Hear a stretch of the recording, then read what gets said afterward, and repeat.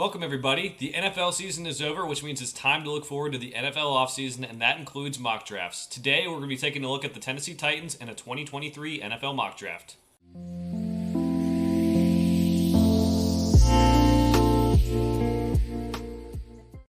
All right, as mentioned, we're going to be looking at the Tennessee Titans in a 2023 NFL mock draft. Now, last year they went 7-10, missed the playoffs. They have a lot of changes coming. They still have Derrick Henry back there. But they just cut Robert Woods, or Bobby Trees as we like to call him, Zach Cunningham, Taylor Lewan at left tackle. They have a lot of things to figure out, and you always got to wonder whether they want Ryan Tannehill at quarterback next year. Looks like he's probably going to be the guy. Malik Willis did not look good in the time they gave him, so we'll see what they could do here. They have pick number 11 in this draft, so we're going to get to it here in a second. Just a reminder that we're going to use the NFL Mock Draft Database Simulator for this round of mock drafts.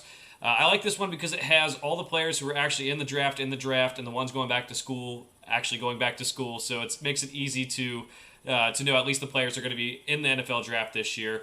We're going to be rejecting all trades. It's too early for the trades. First of all, it's before free agency, and second of all, these trade simulators, these mock draft simulators, as you'll see, the trades that come through are not always realistic, and I just don't want to mess with that. So let's try to keep it a little bit real here. Although we will see some players drop that I don't think are really going to drop at all. At least somewhat will keep the picks at least in line here with the Titans pick number 11. So let's get it started. As mentioned, the Titans just made all these cuts the other day. It's Taylor Lewan, Robert Woods, Zach Cunningham. So it gives them some options here of what they can do. I do think if C.J. Stroud or Bryce Young falls to 11, they would probably think about taking him. Ryan Tannehill's been there for a while, and they've seemed to get the best out of him.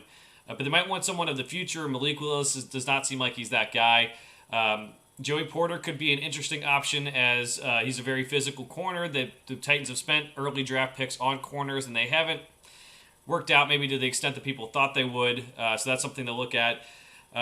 Quentin Johnston at wide receiver would be one to look at here too. They just cut Robert Woods, and they have Treylon Burks from last year's draft class. But their game is focused on the run game and the offensive line with Mike Vrabel. So that reason, we're going to go Paris Johnson Jr., the offensive tackle out of Ohio State. He played guard the first couple of years at Ohio State, but he came in as a tackle.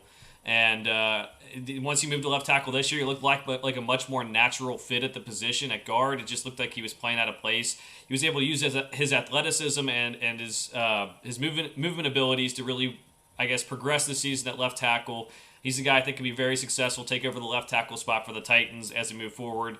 And in this scenario, you're probably moving forward with Ryan Tannehill, Derrick Henry. You get the left tackle. Treylon Burks is the wide receiver. Maybe you add another in free agency. Maybe we can get another one here later on in this draft. So let's keep it moving here. We'll reject all these trades, no matter how good they might seem. And we'll be up for the pick number 41. Jahmyr Gibbs is still there, but again, don't really need a running back. Could go Antonio Johnson, but I don't think that'll be the move. I do kind of like the tight ends. Austin Hooper's a free agent this year. They do got Chig Okonkwo, so maybe they look in a different direction here. But the board looks like it's fit for tight ends. We'll keep on scrolling down, see if we can get anything else here. Keon White had a really good Senior Bowl. Felix Anudike Uzama is a very sporadic pass rusher, but can really help out. I know Bud Dupree's at one of the rush linebackers, and then you have Harold Landry coming back at the other one, so maybe they kind of don't want to do that. So for that reason, I don't know. I think maybe we go with Deonte Banks here at corner. They have taken a lot of corners in the last several draft classes, but again, none of them have really worked out maybe like they would have thought. I think Darnell Washington would be maybe expected to be a pick there too, but just with Chig Okonkwo looking pretty good, I think maybe you want to let him ride it out and see how he does. You could scroll farther down the board, maybe get one of those edge rushers, maybe get a wide receiver, but didn't look like the board was really falling that way this time. All right, so the next pick, we have pick number 72. There's some edge rushers here that could be good. Will McDonald IV, a little bit undersized, but could fit in well with that 3-4 scheme. Noah Sewell at linebacker could help fill in after cutting Zach Cunningham. Henry To'oTo'o as well. But I think let's go Rashee Rice, the wide receiver out of SMU. Some people maybe earlier in the draft process had him a little bit higher on their board, maybe possible first-round pick. I don't know if he's that guy, but he is a guy who can stretch the field for you and maybe complement Treylon Burks and help this offense out. Third round, I think, is more of his range. And with this draft, maybe you can get some other guys that interior offensive line, maybe at the edge rusher position to kind of help you out in different ways. Linebacker too, maybe replacement level guys. But these prospects they're taking, I think, present good value. I think Banks has been mocked by some, and I think even talked about by Mel Kiper as a first-round prospect. Rashee Rice, obviously maybe not as highly thought of as he once was, but still a pretty good receiver at that range. And get a little bit of a break from this pick number 72 all the way to pick 149. So it's the drop-off's going to be here. Let's go with Carl Brooks, the defensive lineman out of Bowling Green. Haven't had a chance to dig into his tape too much yet, but I do know he's a very productive player in the MAC. I think he can take the next level up. He can help that interior defensive line. You'll have to see where you might fit on the defensive line. They do have some good players already, but we'll keep it moving here with the 6th-round pick. And I think this is the point you get that linebacker, Ivan Pace Jr. out of Cincinnati. He can rush the passer. He kind of like a smaller guy. He's not going to fit the prototypical size. I think he's like 6 foot, but he's also a little bit bigger too, size-wise, weight-wise. But really made an impact for Cincinnati this year. He was all over the field. I think he could be a really good pick for the Titans. And we'll go to our last pick here, see what we can do. Let's go with Jose Ramirez, the edge rusher out of Eastern Michigan. I believe he had a good 2021 season, and this year I think maybe not as good, but you just want to get depth on the defensive line, those edge rushers, more so I should say, and help out for the future. So let's recap this draft right now. We got Paris Johnson Jr., left tackle. I think he's a guy where if you're sitting 11, you can kind of be like, that's a good pick. If you're picking maybe top 5 or 6, maybe that's a little bit too rich, but he really is a guy who was born to play left tackle in the NFL. We'll see if he can kind of live up to that hype, but he has the athleticism. He showed it on tape this year, and I think maybe he could have been ranked higher had he had more reps at left tackle at Ohio State, but they had so many good offensive linemen that he started in at guard. Deonte Banks, not a huge position to need. Like some of the young guys have played well in spurts.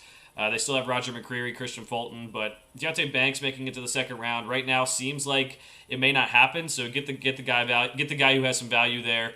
Rashee Rice, again, deep threat from SMU. I think he can maybe stretch the field a little bit, which is a good thing when you have a running back like Derrick Henry and can kind of get those, maybe take some of the defenders out of the box there, as Derrick Henry will just eat up defensive fronts. But I think he could be a good pick. He could be the next guy, number 2 receiver, maybe a slot guy for Treylon Burks on the outside and give you some options there. Carl Brooks, the productive defensive lineman out of Bowling Green. Ivan Pace from Cincinnati. Spent the first couple of years of his career at Miami, Ohio, and then moved to Cincinnati, and his production just, was great. So you're maybe not prototypical linebacker, maybe you may have some trouble with some coverage, but if you're looking for a guy who can get after the quarterback from an inside linebacker position, which will be in this 3-4 system, he could be a guy who develops into something and could definitely play special teams for you at the start. And then Jose Ramirez, pretty good edge rusher out of Eastern Michigan, going to give you some depth as you have Bud Dupree and you have Harold Landry coming back. That could be just, some depth that, Harold Landry went down last year. The depth wasn't all the way there, so they're going to need that. Would have liked to maybe get a wide receiver a little bit earlier with the cutting of Bobby Woods. Maybe they go free agency there. Would have liked to get interior linemen. But overall, I like that they got Paris Johnson Jr. Deonte Banks has some value. Rashee Rice, the wide receiver, I think could be a pretty good fit in that offense with his stretching the field ability. And we'll just have to see what they do with the quarterback position. I think Ryan Tannehill's probably back next year. There's a lot of moving parts in the quarterback market. But I think he's probably your guy moving forward.